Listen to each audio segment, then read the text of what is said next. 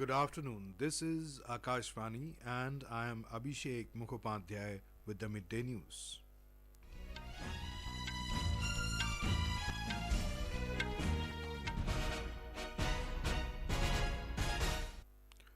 The headlines. Campaigning for Lok Sabha elections is in full swing.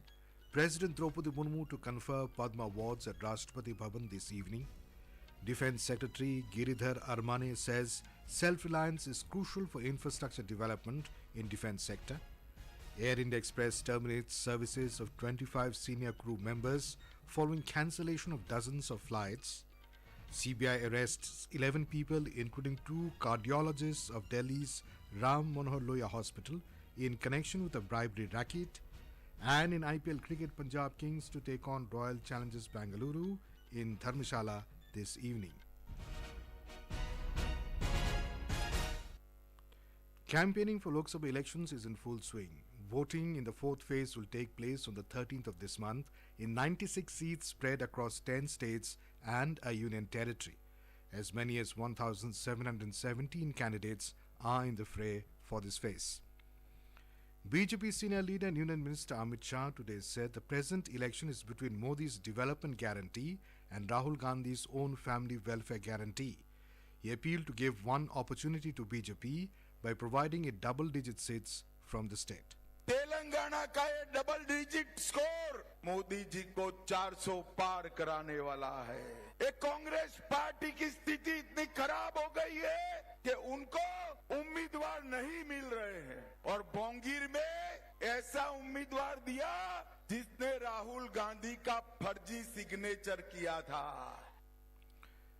Addressing an election rally in support of BJP candidate Dr. Bura Norsoya Gaur in Bhongir Lok Sabha constituency, he alleged that the BRS, which ruled the state for a decade, took care of his personal interest while the Congress government, which got public mandate for 5 years, has made the state as an ATM. Mr. Shah alleged that MIM, BRS and Congress have formed a triangle for appeasement politics in the state.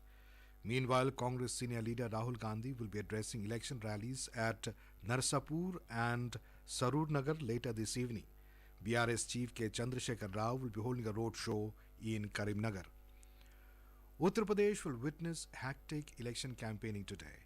To make impeccable strategy for Rai Bareli elections, senior BJP leader and party president Jagat Prakash Nadda will be in the state capital Lucknow today evening. He will hold meeting of senior party functionaries of Lucknow, Unnao, Mohanlalganj and Rai Bareli Lok Sabha constituencies. He will also head a meeting of MLAs and MLCs of the constituencies which are going to polls in the fourth phase of elections. Prior to the meetings, he will address political rallies in Chitrakoot and Fatehpur districts.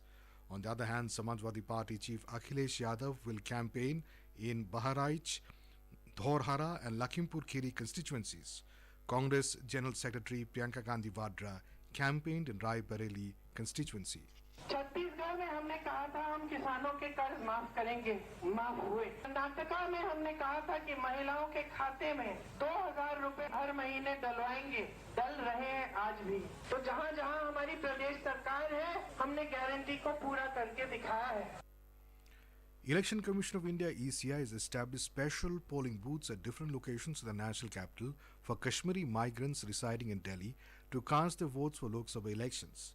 These booths have been established at Kashmir Resident Commission, 5 Prithvi Raj Road, Kashmir Kisan Ghar, BR2 Shalimar Bagh, Arwachin International Public School Pocket F, Dilshad Garden and GGSSS Paprawat Nazafgarh. In a series covering profiles of key constituencies for Lok Sabha elections, today we bring a report on Raja Mahendravaram parliamentary seat in Andhra Pradesh. Raja Mahendravaram was previously known as Raja Mehendari. We have more from a correspondent. Among the 12 contestants in the fray, the keen contest is between Daggubati Purandareswari of the NDA and Guduri Srinivas of the YSR Congress Party. Daggubati Purandareswari, who is also the BJP state president, is promising to develop Raja Mahendravaram as a tourism hub. The charisma of her late father, the matinee idol and former Chief Minister N.T. Ramarao, may work in her favour. On the other hand, Guduru Srinivas, a well-known doctor in the region, is known for public services activities and is banking on the welfare schemes implemented by the YSR Congress Party. The Election Commission is organizing 1577 polling booths and is aiming to achieve a polling percentage higher than 81% mark achieved in 2019 general elections. Sai Sishla for Akashvani News, Vijayawada. In a series of key constituencies today, we also bring you a report on Khargone Lok Sabha seat in Madhya Pradesh. In Madhya Pradesh, election temperature is rising in Khargone Lok Sabha constituency of Nimar area of the state. Reserved for scheduled tribe, Khargone Lok Sabha seat was formed in 1962. So far, 16 Lok Sabha elections have been held in Khargone seat, out of which Congress has won 6 times and BJP has won 7 times. Khargone parliamentary seat consists of 8 assembly seats, in which 5 seats are with Congress and BJP have 3 seats. There are around 20,39,000 voters in Khargone, out of which 10,20,000 are male and 10,18,000 are female voters. The number of third gender voters is also 28. In the 2019 elections, BJP's Gajendra Singh Patel defeated Congress candidate Govind Mujalda by a margin of more than 2 lakh votes. A total of 5 candidates are in the fray from Khargone in this election. However, the main contest is between Gajendra Singh Patel of BJP and Purlal Kharte of Congress. Sanjeev Sharma, Akashvani News, Bhopal. President Droupadi Murmu will present the Padma Awards at the second civil investiture ceremony at Rashtrapati Bhavan in Delhi this evening.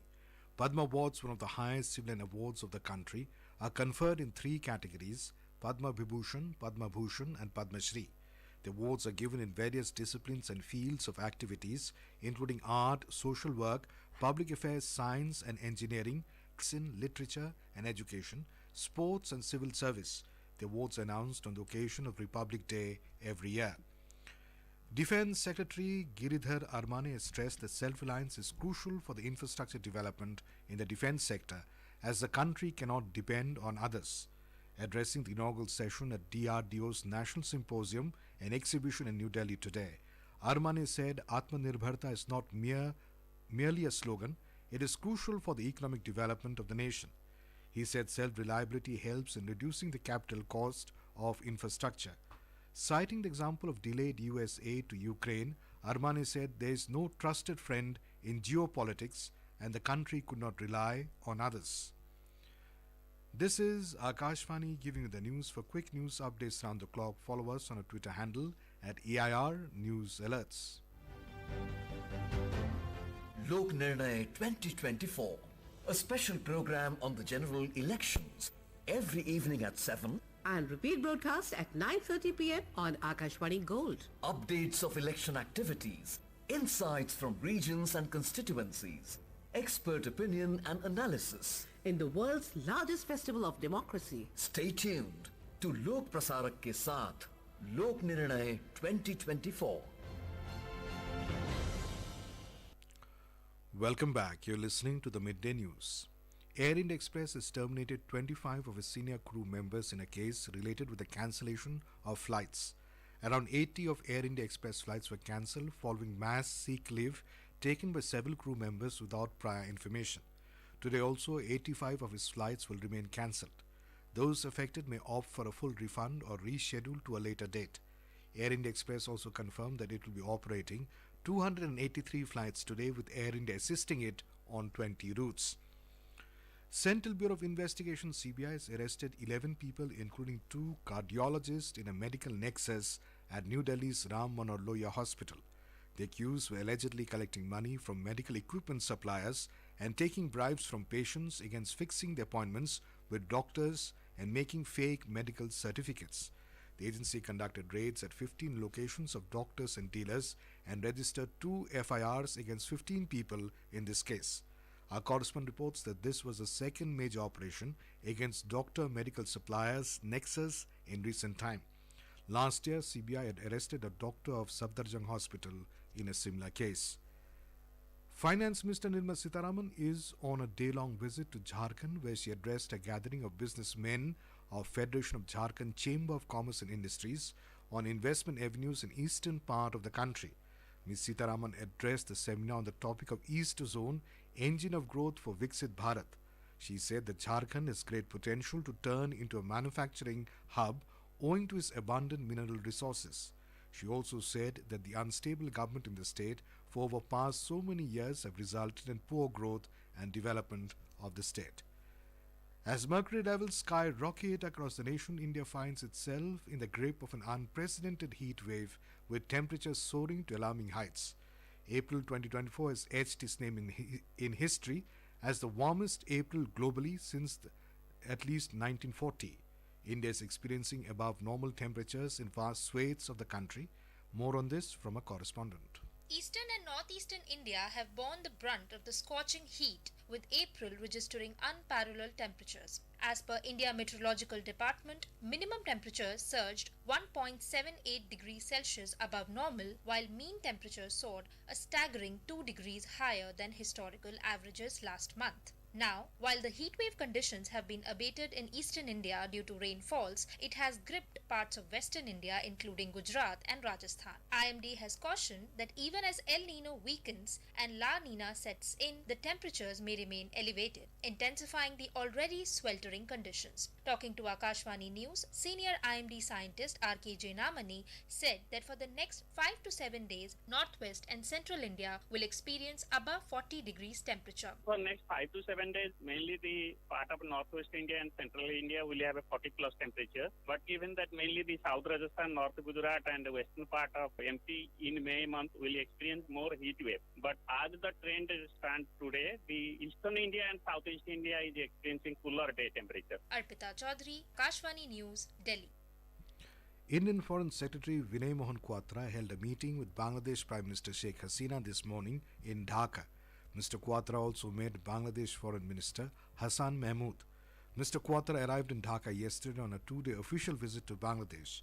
We have more from a correspondent. Indian Foreign Secretary Vinay Mohan Quatra is on a 2-day official visit to Bangladesh. He reached Dhaka on Wednesday evening and this morning he paid a courtesy call on Bangladesh Prime Minister Sheikh Hasina at her official residence. Later, Foreign Secretary also met Bangladesh Foreign Minister Hassan Mahmood at his office. Today, Mr. Quatra will also hold a meeting with his Bangladeshi counterpart Masood bin Momen. During the meeting, the two are likely to discuss the entire range of bilateral relations including political and security, water, trade and investment, power and energy, defense, connectivity and sub-regional cooperation. Naval Singh Parmar, Akashvani News, Dhaka.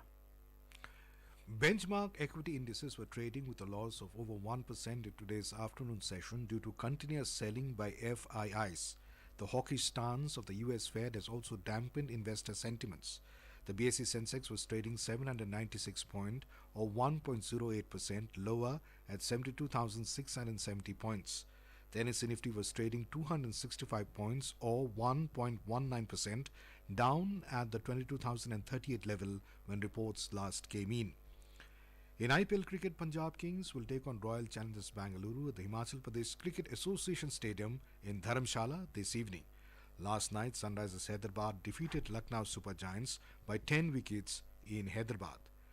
In women's cricket, Indian women's team is on the verge of achieving a clean sweep as they gear up to face the host Bangladesh in the fifth and final T20 match of the series this afternoon. The match will be played at Sylhet International Cricket Stadium, Bangladesh. Women have had a tough time against the women in blue as the hosts have lost all the 4 matches in the series so far. Shefali Verma has been India's best batter so far, scoring 84 runs in 4 matches. Smriti Mandhana at the same time has hit 83 runs in 4 innings as well. While for Bangladesh, Nigar Sultana has been the best batter, scoring 86 runs in 4 games. Star Indian table tennis player Manika Batra stormed into the quarterfinals of the Saudi Smash in Jeddah, beating world number 14 Nina Mittelham of Germany. Batra defeated Mittelham 11-6, 11-9, 11-7 in 22 minutes to seal her maiden last state entry in the event. And now, before we end the bulletin, the headlines once again. Campaigning for Lok Sabha elections is in full swing. President Droupadi Murmu to confer Padma Awards at Rashtrapati Bhavan this evening. Defense Secretary Giridhar Aramane says self-reliance is crucial for infrastructure development in defense sector. Air India Express terminates services of 25 senior crew members following cancellation of dozens of flights.